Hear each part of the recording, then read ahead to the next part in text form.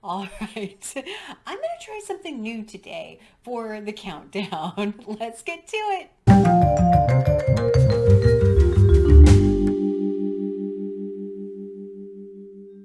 Hi everyone, I'm Sandy and welcome back to my channel. Today I have a 1001 book countdown for you.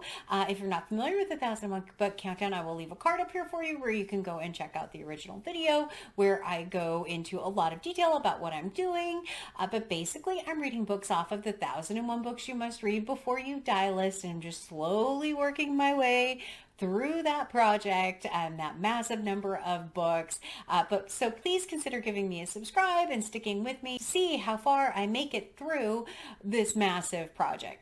So I am going to do things slightly differently this week. I'm going to record my book opinions, book discussion immediately following my completion of the book. So you should see me change outfits. You should see, little things in here as I work my way through. Hopefully I have more than one book for the update for you.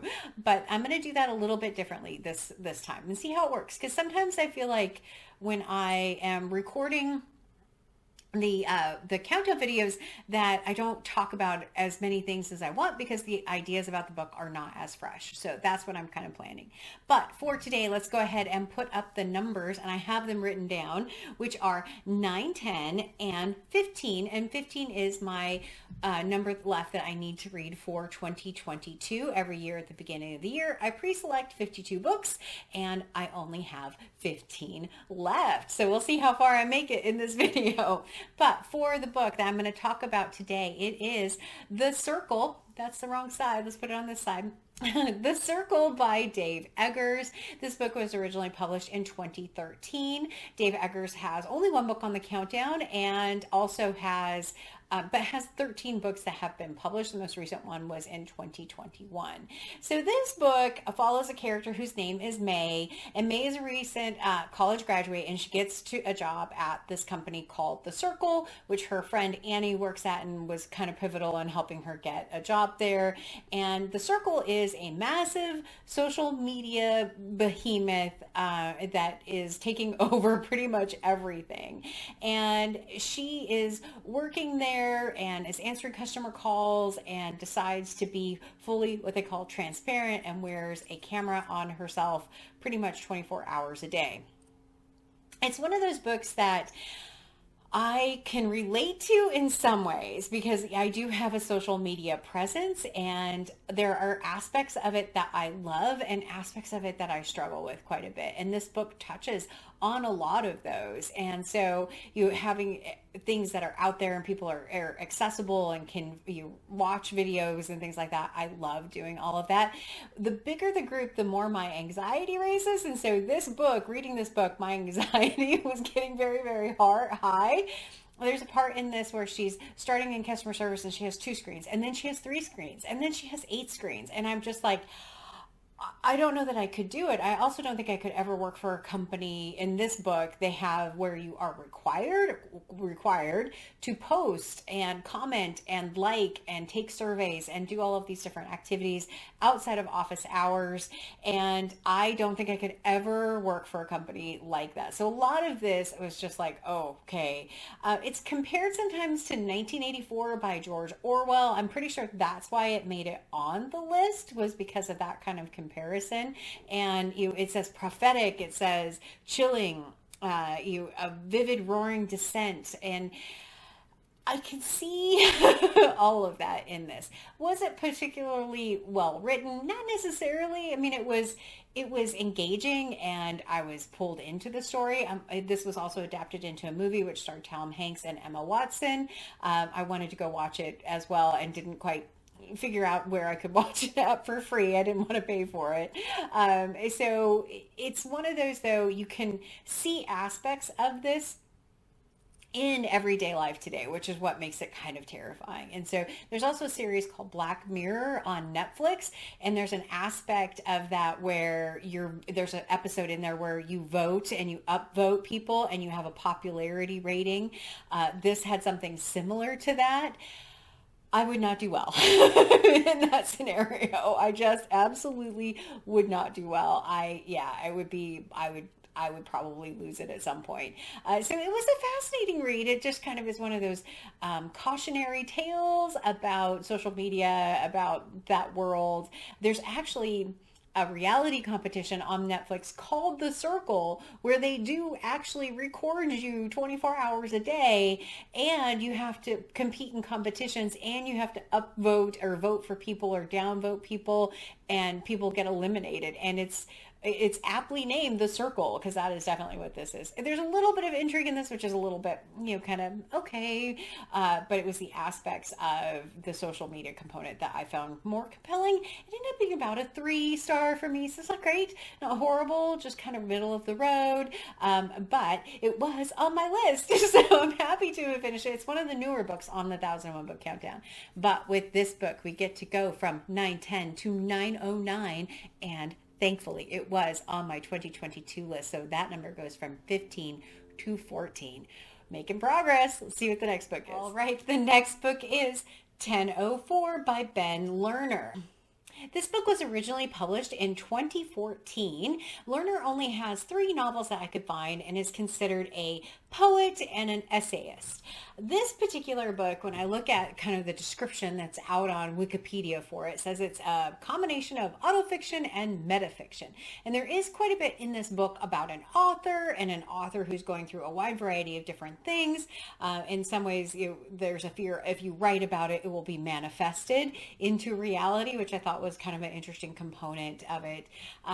This book, though, starts off, it has 5 parts in it. And the first part of it is largely stream of consciousness type of novel. And I sadly did not get it. I tried to get into it. I tried to understand it, and it just did not work for me.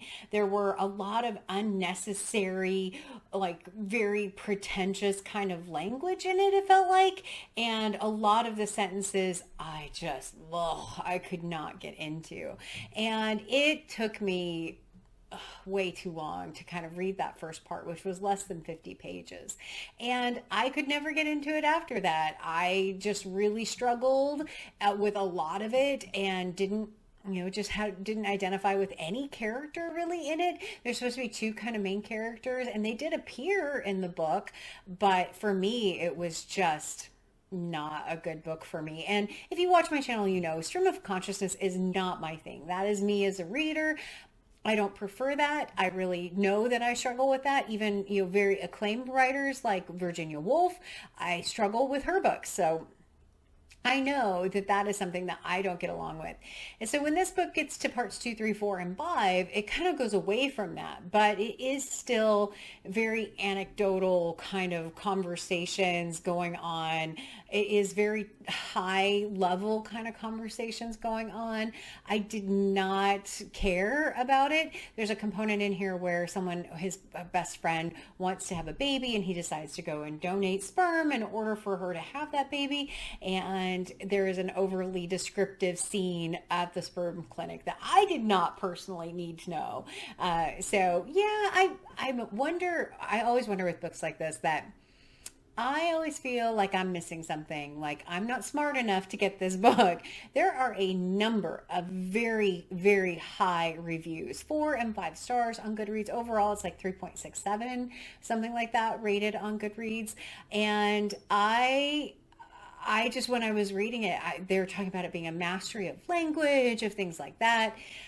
I identified closer with the 1 and 2 stars. So it was a tough one. I mean, I struggle even to kind of talk about what it was about because there wasn't really a plot or a story, and it just felt all over the place to me. It was not a good one.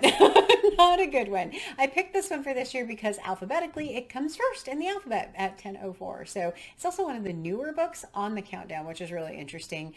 So far, some of the newer books have not been working for me, and more of the backlisted ones have been. So yeah, but disappointing. Not one I would say pick up right away. If you like stream of consciousness and you like that kind of novel, maybe this is a good one for you. Maybe this is one that you should read.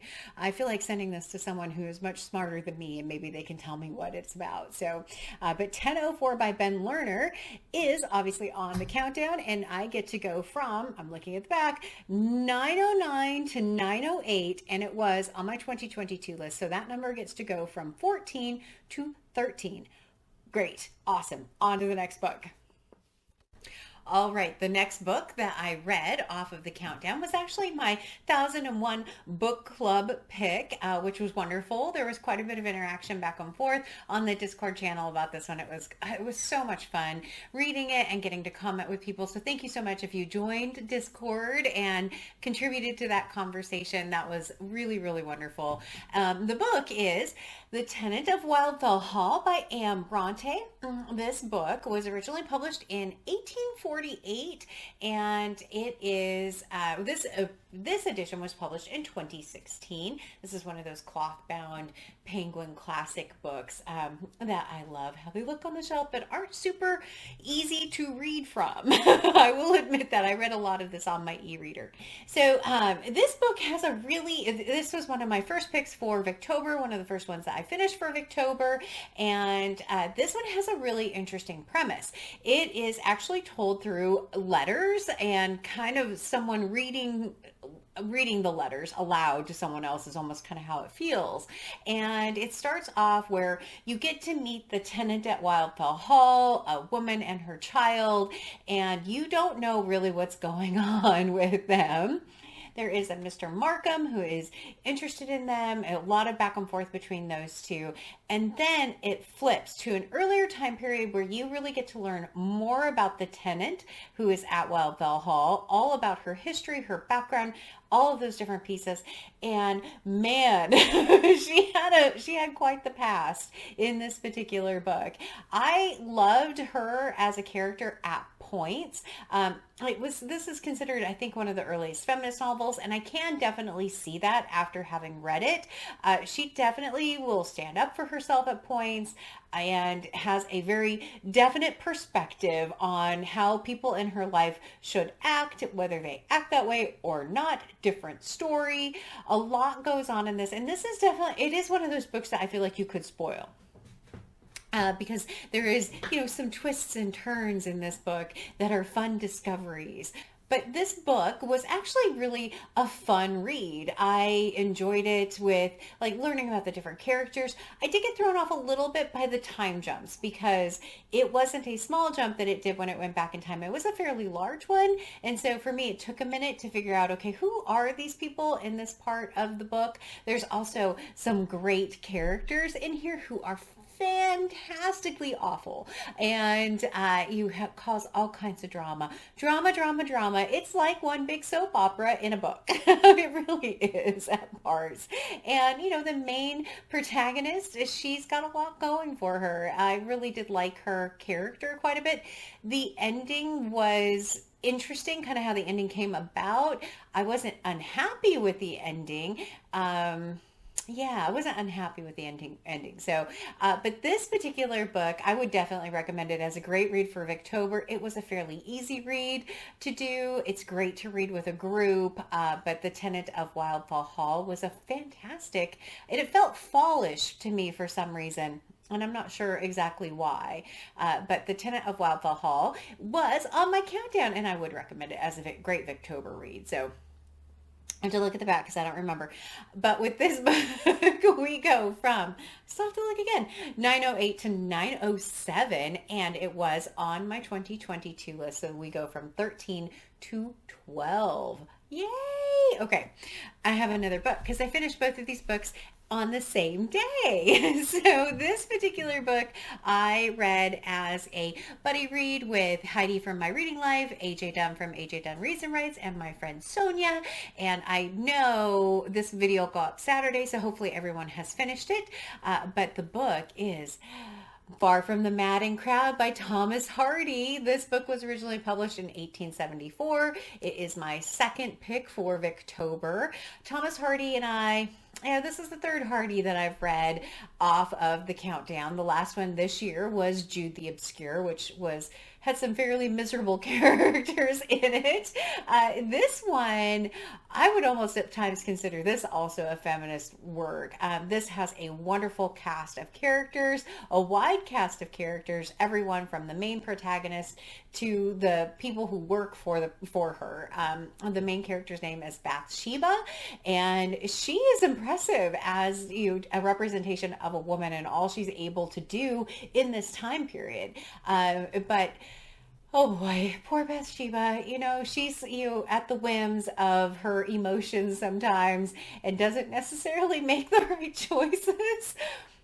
You kind of see it coming in there. There are some gotchas in this one though too, where I didn't see a couple of things coming. I expected kind of one thing, or I hoped for one thing to happen, but then another one I was flabbergasted by in this book. It really did hit me upside the head, but it wasn't such a miserable event as what was in Jude the Obscure, which turned me off of the book. This one is definitely, I would agree with Scott over at Gunpowder Fiction and Plot, it's the least miserable of the Hardy novels. And, not everything goes right. There are characters that just make you chuckle. There's some real humor in this particular book. If you are looking to start with Hardy, I would say this isn't a bad choice. It's not as bleak as Jude the Obscure, and it's not as difficult as something like Tess of the D'Urbervilles. And so it might be a great way to dip your toe into reading Thomas Hardy. I really enjoyed this one. I have, I think, 4 or 5 more Hardy books on the countdown. They really liked Hardy on those. I do like this edition as well. However, I did break the spine while reading it, so that's too bad. And the text in this is pretty dense and pretty just packed in here. And so there are some illustrations in this, which I thought were great as well. And this one definitely gave fall vibes as well, because there's a lot about the weather and rain and things like that in this book as well. And yeah, but it was a great read with this group. So much fun to read. We had a lot of conversation about Bathsheba, about women represented in Victorian novels, about the choices that this particular character made, and how just fascinating it was. So thank you to all of the people in the buddy read. I had a lot of fun. I look forward to our next one, as always, but that was Far from the Madding Crowd by Thomas Hardy. Hard to talk about this one without giving away spoilers as well. So, but with this one, it is obviously also on my countdown, which means we go from 907 to 906, and it was on my 2022 list. So we get to go from 12 to 11. 11! I'm thrilled with 11. I do think this will be the last book in the countdown this week. The books that I am still working on, I have The Age of Innocence by Edith Wharton. I am reading this with Shelley Swearingen. She was kind enough to send me this book, and you can see there's a bookmark in there. I am making some progress, but not as far as I want to be in this particular one. And then I think the next Victorian one that I am picking up, and I'm very excited about, is going to be The Woman in White by Wilkie Collins. This book is gorgeous. Again, I can't read it from this, but it is so pretty. I'm really excited to pick up this one. I've read like the first paragraph of it, but haven't gotten back to it yet. But this will be my next one for Victober that I'm picking up. And then next week, I know I'm starting The Tale of Two Cities by Charles Dickens. Oh my gosh, I forgot the author's name for a moment. So yeah, I'm really looking forward to this one, but it's kind of a big book. So I have that one. And then my other TBR, or the rest of my TBR for the 1001 Countdown, one of the 11 books is this monstrosity here, which is Tirant Le Blanc. And this is actually the worst rated book left on the countdown for me still to read, which is unfortunate, and is also the biggest one almost I have left. I think The Brothers Karamazov is also really big. So I picked this one up, and there is a bookmark in it now. You can see I've made it a little way through.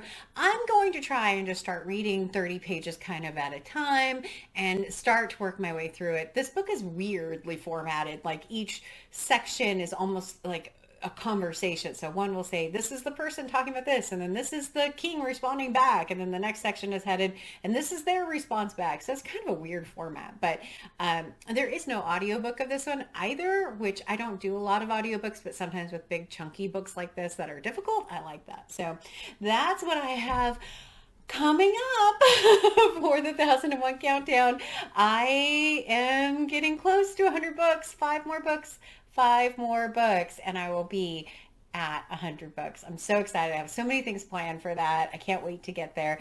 And 11 for the end of the year, 4 of which are scheduled for this month. So, I mean, we'll see how I do the last 2 weeks. I'm looking forward to a great November, a great December.